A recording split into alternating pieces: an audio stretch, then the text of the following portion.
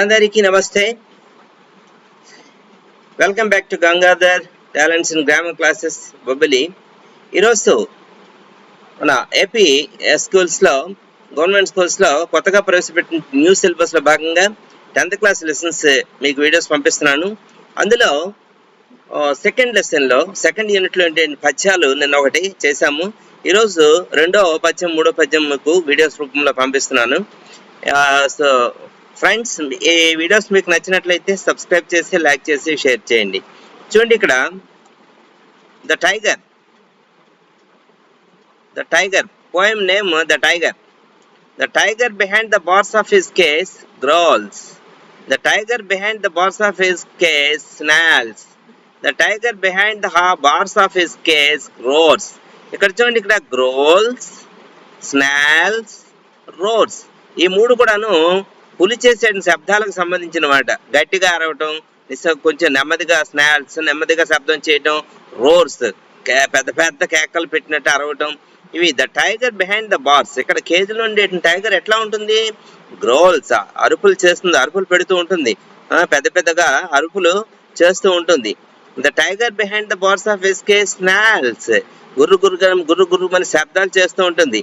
అలాగే the tiger behind the bars of his cage roars, పులి యొక్క గాండ్రింపు మీకు తెలుసు కదా, పెద్ద నోరుతో గాండిస్తూ ఉంటుంది అనమాట.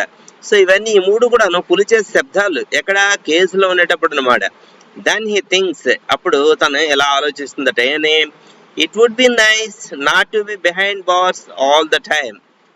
It would be nice not to be behind bars all the time అంటే కేసులో మొత్తం 24 గంటలు 365 రోజులు అలాగ అందులోనే ఉండిపోవటం అనేది అంత క్షేమం కాదు, అంత నాకంత ఆనందంగా లేదు అని చెప్పేసి అంటుంది అనమాట. బికాస్ ఎందువల్లంటే దే స్పాయిల్ మై వ్యూ, నాకు ఆలోచనలు పూర్తిగా నేను ఎలా అయితే ఫ్రీగా బయట తిరగాలనుకుంటున్నా దాని తాలూకా మొత్తం వ్యూని అంతటిని కూడా పాడు చేస్తుంది, ఆలోచన విధానాన్ని మొత్తం పాడు చేస్తున్నాయి. I wish have a world, నేను క్రూరంగా ఉండాలని చెప్పేసి, అడవిలో క్రూరంగా ఉండాలి, జంతువులను వేటాడాలని చెప్పేసి ఎప్పుడు కోరుకుంటూ ఉంటాను. నాట్ ఆన్ షో, అంతేగాని ఈ కేజ్లో ఉండేసి సందర్శకులు వచ్చి నన్నేమోని ఒక బొమ్మను చూసినట్టు నన్ను చూసేటువంటి విధానం నాకు నచ్చలేదు, నేను బయట తిరిగితే బాగుంటుంది అని చెప్పేసి అనుకుంటుంది అనమాట. బట్ ఇఫ్ ఐ వైల్డ్, వెంటనే తన యొక్క ఆలోచన మరలా డైవర్ట్ చేసింది. బయట ఉంటే బాగుందని అనుకుంది, మళ్ళీ వెంటనే ఏమనుకుంటుంది చూడండి ఇక్కడ, బట్ ఇఫ్ ఐ వైల్డ్, నేను ఒకవేళ జంగిల్ ఫారెస్ట్ లో ఉన్నట్లయితే, హంటర్స్ మైట్ షూట్ మీ, వేటగాళ్ళు నన్ను షూట్ చేసే అవకాశం ఉంది, వేటగాళ్ళు నన్ను షూట్ చేసే అవకాశము ఉంది. బట్ ఇఫ్ ఐ వైల్డ్, ఒకవేళ నేను అడవిలో ఉన్నట్లయితే, ఫుడ్ మైట్ పాయిజన్ మీ, నేను తినేస్తాను, ఏది పడితే అక్కడ ఏది దొరికితే తినేస్తూ ఉంటాను, అది బహుశా విషాహారం అవచ్చు, ఒక్కొక్కసారి నాకు ఇబ్బంది కలిగించవచ్చు అని చెప్పేసి అంటుంది. బట్ ఇఫ్ ఐ వైల్డ్, నేను అడవిలో ఉండి క్రూరంగా ప్రవర్తించినట్లయితే, వాటర్ మైట్ డ్రోన్ మీ, నేను కొలల దగ్గరికి వెళ్ళి నీళ్ళు తాగినప్పుడు అందులో జారి లోపల పడిపోయే అవకాశం కూడా ఉంది. దెన్ హీ స్టాప్స్ థింకింగ్, ఇంకా అప్పుడు తన ఆలోచన అక్కడితో ఆపేసింది అనమాట. ఈ విధంగా సో కేజ్లోనే ఉంటుంది, బాగుంటుంది, నాకు సేఫ్గా ఉంటుంది, ఇలా బయటకు వెళ్తే ఇలాంటి ఇబ్బందులన్నీ కూడా వస్తాయి అని చెప్పేసి అంటుంది అనమాట. సో ఇక్కడ చూడండి,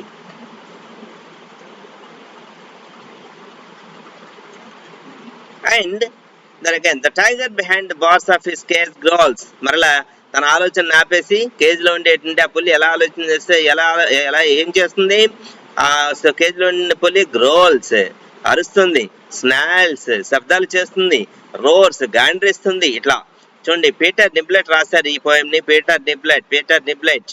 సో బోన్లో ఉండేటువంటి కేజెస్ బోన్స్ అంటే అడవిలో ఉండేటువంటి జంతువు ఎలా ఉంటుంది, అసలు కేజ్లో బోన్ ఏ విధమైనటువంటి ఆలోచన కలిగి ఉంటుంది, అసలు ఫ్రీగా ఉంటుందా లేదా, ఎలాగా వాటి గురించి ఆలోచన చేస్తూ రాసినటువంటి పోయం ఇది. సో ఇక్కడ చూడండి, అంటే జనరల్ గా మనిషిని కూడా కేసులో పెట్టినట్లయితే తను బయటకు వచ్చేస్తే బాగుండు, బయటకు వస్తే అన్నీ బయటకు వచ్చేస్తారు కదా జనరల్ గా. సో ఏదో ఒక మార్గాలను అనుసరించి ఇక్కడ చూడండి, రెండోది the panther, the tiger, the panther చిరుత పులి. సో ఇందాక టైగర్ గురించి నేర్చుకున్నాము, మొట్టమొదటి టైగర్ ఇన్ ద జూ అన్న దాని గురించి నేర్చుకున్నాము. ఇక్కడ చూడండి హీజ్ విజన్, హీజ్ అంటే ఇక్కడ ప్యాంథర్, తన యొక్క విజన్ చూపు. సో తన యొక్క so from the constantly passing bars cage లో ఇనప ఊచల మధ్య, ఇనప ఊచల లోపల ఉండేటువంటి ఆ ప్యాంథర్ తదేకంగా కాన్స్టెంట్లీ తదేకంగా చూస్తూ హాస్ గ్రోన్ సో వెరీ, అలా చూస్తూ ఎవరైనా సరే అలాగా ఒక రూమ్ లో మనం కూడా ఉంచేసాం అనుకోండి, కాసేపటికి మనకు కూడా ఏంటవుతుంది, అలసట వచ్చేస్తుంది, ఎప్పుడు బయటికి వెళ్ళాలని చెప్పేసి. హాస్ గ్రోన్ సో వెరీ, బాగా అలసట చెంది దట్ కెనాట్ హోల్డ్, అక్కడ ఏది పట్టుకోలేని పరిస్థితిలో ఉందన్నమాట. అలా తిరిగేస్తుంది చుట్టూ కూడాను. చూడండి ఎప్పుడైనా సరే బోన్లో టైగర్ ఒకసారి అలా ప్రశాంతంగా ఉండదు, అలా నడుస్తూనే ఉంటుంది, చుట్టూ తిరుగుతూనే ఉంటుంది. గేట్ తీస్తారేమో అంటే బోన్ యొక్క తలుపు తీస్తారేమో బయటకు వెళ్ళొచ్చు అనేటువంటి ఆలోచనతోటి. బట్ అక్కడ మాత్రము ప్రశాంతంగా ఉన్నట్టు కనిపిస్తుంది, కానీ మనసులో మాత్రం చాలా కోపం ఉంటుంది దానికి, పులికి. సో ఎనీథింగ్ ఎల్స్, దేన్ని ముట్టుకోలేని పరిస్థితిలో ఉందన్నమాట. It seems to him there are 1000 bars, అది ఎలా కనిపిస్తుంది, ఇక్కడ 1000 ఊచలు ఉన్నటువంటి కేజీ లాగా దానికి కనిపిస్తుంది. అండ్ బిహైండ్ ద బాస్, ఆ వెనకాతల బార్స్ వెనకాతల ఆ కేసు, ఆ ఊచల వెనకాతల తనకి ఏముంది, నో వరల్డ్, అసలు ప్రపంచం ఏమీ కనిపించట్లేదు అనమాట. జస్ట్ అందులో బయటికి చూస్తే సందర్శకులు వస్తారు, లేకపోతే చెట్లు కనపడతాయి, ఇంకేవో కనిపిస్తూ ఉంటాయి. So there is no other world. చిన్న బేబీని పుట్టినప్పుడు ప్యాంథర్ని కేజీలోకి తీసుకెళ్లి పెట్టేశారు అనుకోండి, ఇంకా అదే ప్రపంచం అనుకుంటుంది కదా అది. సో ఇక్కడ చూడండి కప్ప నూతులు ఉంటప్పుడు ఏంటనుకుంటుంది, ఇదే పెద్ద ప్రపంచం అని చెప్పేసి అనుకుంటుంది. యాజ్ ఈ ప్యాసెస్ ఇన్ క్రాంపుల్ సర్కిల్స్, పాపం ఆ లోపల అలా తిరుగుతూ, ప్యాసెస్ అంటే మనం ఇక్కడ జస్ట్ మనం అంటే తెలుసు కదా, అలాగా ఇన్ క్రాంపుల్ సర్కిల్స్, అక్కడ ఉండేటువంటి చిన్న సర్కిల్స్ అనమాట. కేజ్ ఎంత ఉంటుంది, చాలా చిన్నది ఉంటుంది కదా, అటు ఇటు తిరుగుతూ అక్కడ మలం వేసేసి దాన్ని శుభ్రంగా తొక్కేసి నలిపేసి ఓవర్ అండ్ ఓవర్ అలా తిరుగుతూనే ఉంటుందట నిజంగా ఆ లోపల. The movement of his powerful soft, ఇంకా మనుషులు వెళ్తే మాత్రం అది తిరుగుతూ ఉంటుంది, మనుషులు లేనప్పుడు ఏదో ప్రశాంతం కూర్చోడానికి ప్రయత్నం చేస్తుంది. The movement of his powerful soft strides, the movement ఎలా కదులుతుంది, దేంతో కదులుతుంది, కాళ్ళు ఎలా ఉంటాయి, సాఫ్ట్, చాలా మెత్తగా ఉంటాయి అడుగులు, ఎందుకంటే బోన్లోనే ఉంటుంది కదా 24 గంటలు, కాబట్టి కాళ్ళు పాదాలు చాలా మెత్తగా ఉంటాయి. స్ట్రైడ్స్, చిన్న అడుగులు వేసుకుంటూ. సో బట్ అవి అడుగులు ఎలా ఉంటాయంటే చాలా పవర్ఫుల్ గా శక్తి ఇలా ఒక్కొక్క అడుగు వేస్తుంటే, అడుగు వేసేటప్పుడు చూసినట్లయితే మనకే భయం వేస్తుంది, అంత దీనిగా అంత టీవీగా నడుస్తూ ఉంటుంది అన్నాడు పులి. ఈస్ లైక్ చిరుత పులి is like a ritual dance around a centre, traditional dance. So it's like a ritual dance, ఒక హోమం పెట్టి దాని చుట్టూ ఎలా తిరుగుతూ ఉంటారు కదా, ప్రదక్షిణలో అంటాము, ఆ విధంగా ఆ కేజీలో పాపం అలా ప్రదక్షిణ చేస్తూ ఉంటుంది అనమాట. In which a mighty will stands paralysed, అలా తిరుగుతూ ఉంటే ఎలాంటి వ్యక్తికైనా ఏంటవుతుంది, కొంతసేపు బాగా అలసి, ఎంత పవర్ఫుల్ మ్యాన్ అయినా సరే, ఎంత శక్తివంతుడైనా సరే, పులి చాలా శక్తివంతమైందే, కానీ అలా తిరుగుతూ ఉంటాం ఏంటంటే పక్షవాతం వచ్చిన మనిషిలా పడిపోయి పాప అలా కూర్చుని పోతుంది అనమాట. సో అలా చెప్తున్నారు ఇక్కడ, అంటే బోన్లో ఉండే పుళ్ళు, సింహాలు కానీ లేకపోతే జంతువులు ఎలా ఉంటాయన్నది తన అభిప్రాయాన్ని ఇక్కడ వ్యక్తం చేశారు poets. Only at times, sometimes the curtain of pupils, ఇలాగా అక్కడ ఉండేటువంటి ప్రజల వైపు ఇలాగా జస్ట్ కన్నురప్పలు వేసుకుంటూ అలా చూస్తూ ఉంటుంది కామ్ గాను. లిఫ్ట్స్ క్వైట్లీ, ఒక్కొక్కసారి ఇలాగా నెమ్మదిగా నిశ్శబ్దంగా కామ్ గా కళ్ళు పైకి, ఆ రెప్పలు పైకి ఎత్తి చూస్తుంది. ఆ చూసేటప్పుడు ఆ ఇమేజ్ ఎంటర్స్ ఇన్, ఇలా చూసినప్పుడు ఎదురు మనుషులు కానీ లేకపోతే ఇంకేది చెట్టు కానీ ఇంకేదైనా కనిపిస్తూ ఉంటుంది అనమాట దానికి.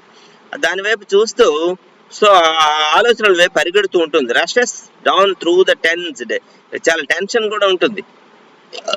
సో ఆ ఇమేజ్ ఏదైతే కనిపించేటో లేకపోతే ఇంకేదైనా సరే ఒక జంతువో లేకపోతే మనుషులో కనబడితే ఏమి చేయలేని పరిస్థితుల్లో బయటకు వస్తే మనం తినేద్దాం, ఇలాంటి టెన్షన్స్ తోటి అనమాట. అరెస్టెడ్ మజిల్స్, ఆ టైంలో ఏంటంటే అలా ఉండిపోయి అటువైపు అదే మనం కూడాను అదే పనిగా ఒకవైపు తీక్షణంగా చూసాం అనుకోండి, మన తాలూకా నరాలన్నీ కూడా పట్టేస్తాయి అనమాట. సో అదే విధంగా ఇక్కడ చిరుత కూడా ఆ విధంగా జస్ట్ మజిల్స్ అన్ని అరెస్ట్ అయినట్టు అంటే పట్టేసినట్టు ఉన్నాయని చెప్పేసి plunges into the heart and is gone. అలాగే జస్ట్ కాసేపటికి మరలా ఏంటవుతుంది, మనసులోంచి ఆ ఇమేజ్ బయటికి పోతుంది అనమాట. బయటికి పోయి మరలా మామూలుగా మారిపోతుంది, మారిపోయి మరలా చుట్టూ ఇలా తిరుగుతూ ఉంటుంది అనమాట. So this the poem about the panther and tiger. ఈ 2 poems ఇందులో చెప్పడం జరిగింది. అయితే ఇక్కడ ఏంటంటే రైటర్ పోయిట్ ఏం చెప్తున్నారంటే, బోనులో ఉన్న పులి కానీ బోనులో ఉన్న చిరుత కానీ ఏ విధంగా ఉంటాయి, ఏ విధమైన ఆలోచనలు కలిగి ఉంటాయి, అని చెప్పేసి చెప్పడం కోసం పోయమ్స్ మనకు అందించారు. My dear students, friends and all, so జాగ్రత్తగా ఈ పోయమ్స్ స్టడీ చేసి అర్థం చేసుకుని చక్కగాను అందులో పెట్టిన కాన్సెప్ట్ ని మైండ్ లోకి తీసుకుంటారని చెప్పేసి మరి కోరుకుంటున్నాను. సో మరలా ఒకసారి మీకు రిక్వెస్ట్ చేస్తున్నాను, మొత్తం 6th to 10th class English all videos చేస్తున్నాను, మీకు పంపిస్తున్నాను. సో మీకు నచ్చినట్టయితే సబ్స్క్రైబ్ చేసి లైక్ చేసి యూట్యూబ్ లో బాగా ప్రోత్సహిస్తానని మరి కోరుకుంటున్నారు మీ గంగాధర్ మాస్టర్. ఈ పోయం రాసింది Rainer Maria Rilke. So thank you one and all. మరో వీడియోతో ముందుకు వస్తారు మీ గంగాధర్ మాస్టర్ బోబుల్ నుండి. సో లైక్ చేయండి, షేర్ చేయండి, సబ్స్క్రైబ్